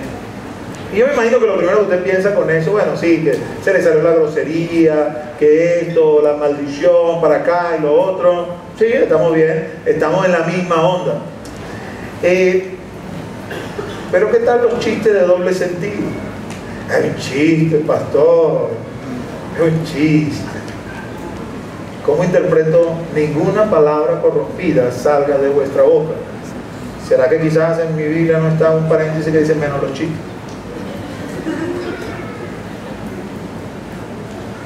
Ninguna palabra corrompida salga de vuestra boca. No podemos echar chistes, pastor. No todos los chistes son necesariamente corruptos o que incitan a una cosa u otra. Dios no dice en ninguna parte que usted no se pueda reír, que no pueda gozarse, que no pueda alegrarse, aunque el motivo principal de su gozo, de nuestro gozo, tiene que ser Él, no otra cosa. Lo que sí dice es que ninguna palabra corrompida debe salir de nuestra boca, sino la que sea buena para la necesaria edificación, a fin de dar gracia a los oyentes. Fíjese, si usted lee nada más ninguna palabra corrompida salga de vuestra boca, entonces pues ya la hemos enumerado. Pero cuando usted une eso con sino la que sea buena para la necesaria edificación, entonces todos los que son irónicos o irónicas, mordaces, ahí entra eso también. Cuando su esposa, tú me quieres, mi amor, si no te quisiera no estuviera aquí contigo. Eso es una ironía. ¿En qué edifica eso? Dígame usted.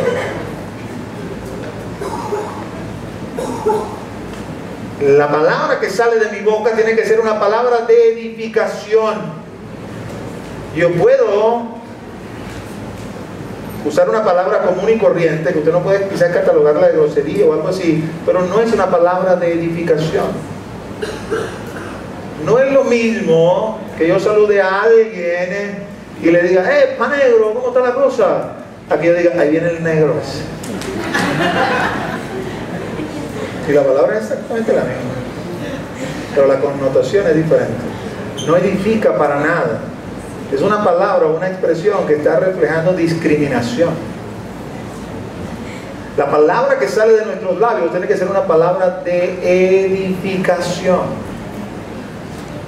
Y uno dirá, pastor, esto es muy difícil. Y yo le voy a decir, ¿y quién le dijo a usted que el cristianismo es fácil?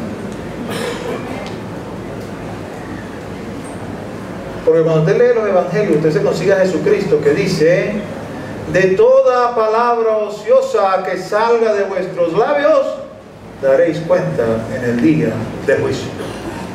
Eso no lo digo yo. Eso lo dijo Él.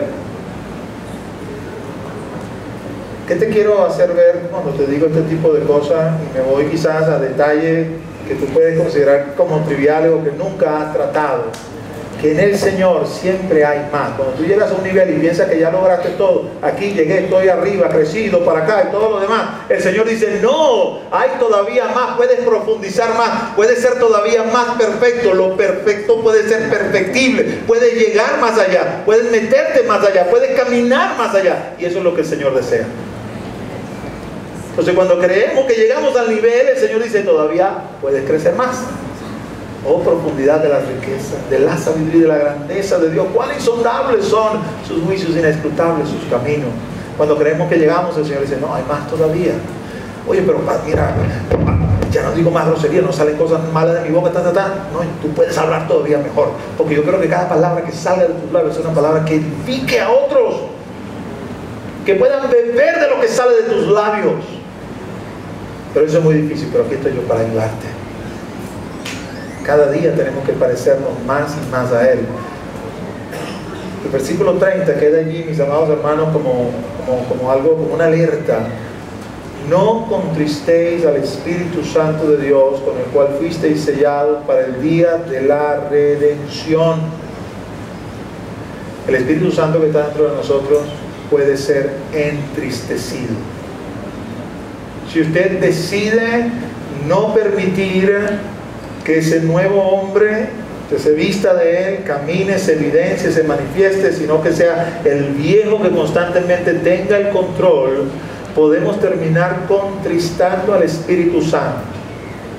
Y míreme, usted puede ser docto en la palabra, puede predicar como ningún otro, puede ministrar como ningún otro, pero si en su andar, en su vida diaria, lo que se manifiesta el viejo hombre y no el nuevo, terminamos contristando al Espíritu Santo de Dios. Y quiero que lean entre líneas y entiendan. Con el cual, Espíritu Santo de Dios, con el cual fuisteis sellados para el día de la redención. Viene el día que las promesas de Dios se van a realizar. Usted y yo estamos peregrinando. Usted y yo no hemos entrado, vamos a decir literalmente, en la tierra prometida. La figura que nos coloca en 1 Corintios 10 es que usted y yo estamos en el éxodo, salimos de Egipto y estamos caminando en el desierto. Vamos a Canaán, vamos a la tierra prometida, pero no hemos entrado aún. Viene el día que vamos a ser redimidos. Y mientras eso no sucede, el Espíritu Santo nos ha sido dado como sello, como arras de que el pacto se va a cumplir. Cuando el Espíritu de Dios se entristece dentro de usted y se comienza a apagar, sus fuerzas para combatir el viejo hombre se disminuyen, porque sus fuerzas para combatir el nuevo hombre, el viejo hombre, no están en el nuevo, están en el Espíritu Santo de Dios. Sin el Espíritu Santo de Dios, el nuevo hombre no vale nada. Porque la potencia, el influjo por causa del pecado del viejo hombre es tan grande que sin el Espíritu Santo resulta imposible vencerlo. Así que lo menos que usted y yo deseamos que pase es que el Espíritu Santo se contriste dentro de nosotros y se comience a apagar y se comience a poner chiquitico. Cuando David pecó, esto es tremendo, mis amados hermanos. Durante un año completo su corazón estuvo endurecido. Pero Dios envió al profeta Natán para redarguirlo. Y de una manera muy hábil, una palabra de sabiduría que solamente puede venir de parte de Dios, el profeta Natán lo puso contra la espada y la pared y lo hizo reconocer su pecado. Y al instante David entendió: he pecado. Lo mismo que hizo Saúl lo hice yo. Y él conocía la consecuencia en la vida de Saúl. El Espíritu Santo de Dios había sido retirado de Saúl y había sido sustituido por un espíritu de tormento. Así que cuando escribe el Salmo 51 para confesar su pecado y admitir que sí he pecado, una de las cosas que le dice al Señor es: no quites de mí tu Santo Espíritu. Él sabía que si el Señor retiraba el Santo Espíritu estaba perdido. Podía seguir siendo el rey, Saúl siguió siendo el rey, pero estaba perdido. Si Dios retirara el Espíritu Santo de mí, Dios me guarde, podré seguir siendo el pastor, pero estoy perdido. Podré seguir siendo el predicador, pero estoy perdido. Porque las arras del pacto son el Espíritu Santo. Mi relación con Él tiene que cultivarse. Mi relación con Él tiene que guardarse. Mi relación con Él tiene que ser íntima, profunda. Sin Él no soy nada. No entristezcáis al Espíritu Santo de Dios, con el cual fuisteis sellados para el día de la redención. Amados, el día de la redención no ha llegado. Vamos caminando hacia Él. Usted y yo somos peregrinos. Y como peregrinos nos abstenemos de muchas cosas, porque no estamos en casa, vamos a casa. Y sin el Espíritu de Dios no vamos a llegar. Eso es lo que Pablo les está queriendo decir allí, después que le dice: no diga mentira ni mentirilla. No te pongas bravo, y si te pones bravo, reconcíliate rapidito, porque si no vas a permitir que el diablo se meta. Deja de estarte agarrando las cosas que no son tuyas. Y habla de manera tal que lo que salga de tus labios edifiques a todos. No entristezcas al Espíritu Santo, porque Él es el sello que tienes sobre ti para el día de la redención. Amados, el día de la redención, si ese sello no está, se acabó todo, mis amados. Es como que si hubiésemos caminado en vano. Es como si hubiésemos corrido en vano. Cuando el ángel salió en medio de Egipto y de Israel para agarrar a los primogénitos y matarlos, porque esa era la última plaga, la única forma de que no entrara en una casa es que en el dintel él viera la sangre del cordero. Quiero que pienses en eso. Si en ese día hubo algún judío rebelde que no quiso escuchar la voz de Moisés, que esa noche no sacrificó ningún cordero como le había sido mandado, y por lo tanto no tenía sangre que poner en los dinteles, el ángel no se paró para preguntar: ¿tú eres judío o no eres judío? Ah, tú eres judío, por aquí no puedo entrar. No, venía viendo la sangre. En la casa donde no había sangre, ahí entraba y se llevaba el primogénito, tanto de los hombres como de los animales. Cuando sea el día de la redención, y los ángeles del Señor vengan a buscar a los que son de Él, van a buscar el sello. Y si el sello no está, se acabó. Podrás decirle: yo caminé en la iglesia, yo me senté en la iglesia, yo hice esto, yo hice lo otro. Y el ángel va a decir: no está el sello. Y si no está el sello, no eres de Él.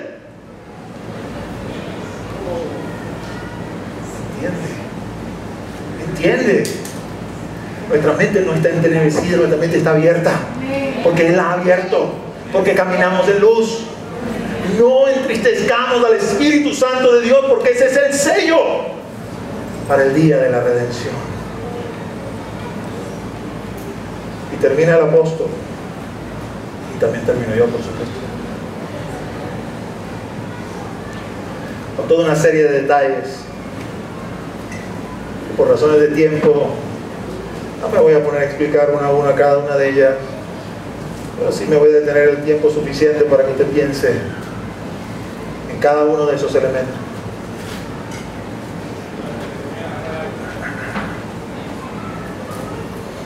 Porque cuando pensamos en pecado, siempre pensamos en lo grande: fornicación, adulterio, borrachera, este tipo de cosas. Hay un versículo en Cantar de los Cantares que dice que las sombras pequeñas echan a perder los sembrados. Cuando dejamos que esas sombras pequeñas se metan en nuestro andar, en nuestro caminar, podemos quedar postrados en el desierto como quedaron los israelitas. Así que el apóstol termina vamos a decir que quien clasificó esto en capítulo, porque él escribió una carta, pero este tema lo termina acá. Quítense de vosotros Ponme el siguiente, por favor. Versículos 31 y 32. Quítense de vosotros toda amargura.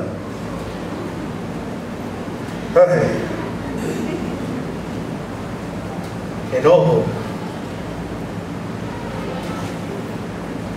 ira,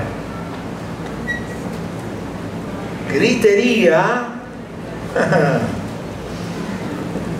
y maledicencia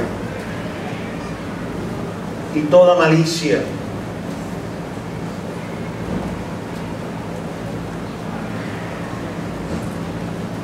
No puedo dejar de hablar de este último punto, amado. ¿Sabe qué pasa muchas veces? Que usted no permite que uno se sienta a conversar y aclare las cosas, sino que en su malicia usted piensa o cree. Y cuando usted se sienta a hablar, dice, es que yo pensé o creí que tú me querías decir otra cual cosa. Esa es su malicia. Deje que las personas se expresen, especialmente si somos hermanos en Cristo, porque un mundano, un no creyente puede venirle con mentiras, pero se supone que un cristiano no debe venir con mentiras. La Biblia dice que el amor todo lo cree. Deje que las personas hablen y se expliquen. A lo mejor en su malicia usted está pensando, déjame, ¿por qué está diciendo el pastor esto? Seguro que lo está diciendo porque esta semana habló conmigo y me dijo tal o cual cosa. Por eso porque agarró la prédica. Eso es su malicia. Porque si usted quiere saber por qué estoy predicando eso, miren, en esta última semana he hablado con unos cuantos hermanos que me han asombrado y le he dicho, amado, ¿dónde está el carácter de Cristo en tu vida? Entonces me he puesto a pensar, ¿será que hay más en medio de la congregación? Así hay que traer esa prédica, hay que traer esa palabra. Es que no sabemos que tenemos que crecer y tener el carácter de Cristo. Es que acaso hemos pensado que se quedó todo en la salvación y no tenemos que dar más. Pero usted en su malicia está pensando, es que el pastor me quiere tener directo por acá. Esa es su malicia. Cuando se trata de la relación matrimonial, no, este sinvergüenza seguro que es por esto. Es que esta mujer por ahí. Esa es su malicia. Quítense de vosotros toda malicia. Quiten todo lo demás. Es un voto de confianza. Ya no, pastor, yo soy perfecto en esto. Ni amargura, ni enojo, ni malicia. Quítese toda malicia. Confía en el Señor. El Señor no toma cohecho con nadie. Dicho en criollo, el Señor no es escaparate de nadie. Todo lo publica y todo lo saca a la luz. Así que podemos confiar en Él y saber que Él va a hacer lo propio, va a hacer lo correcto. Antes, músicos por favor vayan pasando. Sed benignos unos con otros, misericordiosos, perdonándoos unos a otros, como Dios también os perdonó a vosotros en Cristo. Aleluya.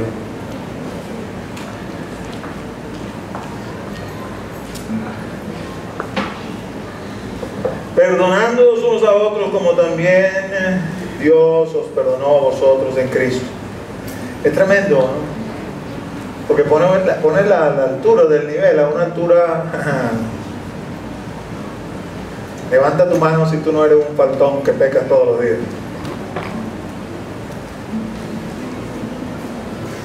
O algunos amados allí.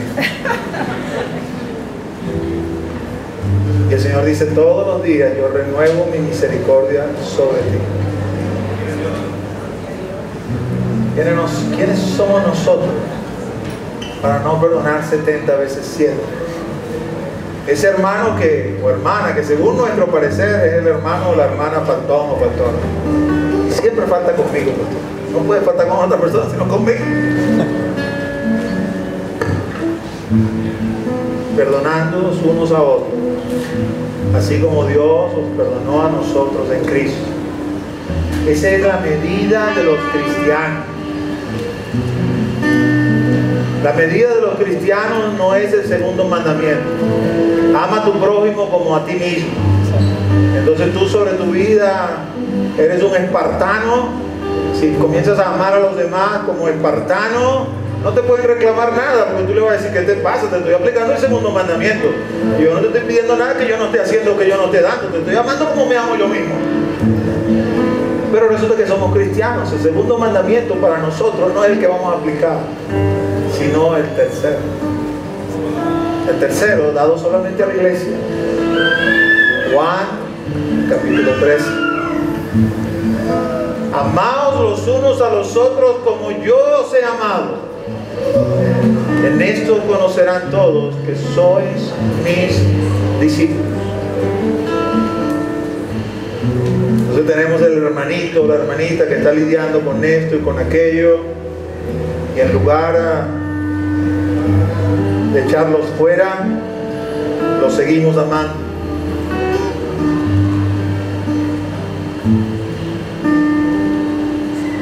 Seguimos dando una oportunidad. ¿Quién sabe si Dios hará una obra así como la ha hecho en nosotros?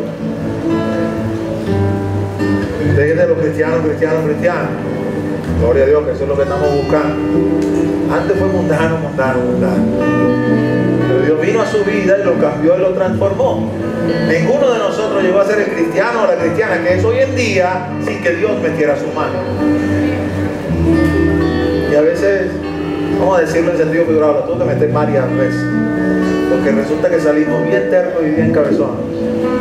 Pero Dios no se cansó de insistir, porque tenía un plan con nosotros. Entonces ahora estamos en este punto, y cuando nos volteamos y vemos a los demás, somos impacientes con los que vienen más atrás. Para les caer un rayo encima. Compasivos, dice el Señor, amándonos los unos a los otros. No, vente hermano, vamos a orar por ti. No es no decirle, lo estás haciendo mal, arrepiéntete, mira, ese no es el camino. Pero vamos a seguir ahí lidiando, vamos a seguir trabajando.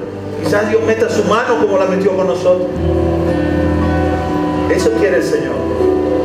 Compasivos los unos con los otros, amándonos los unos a los otros. Póngase de pie.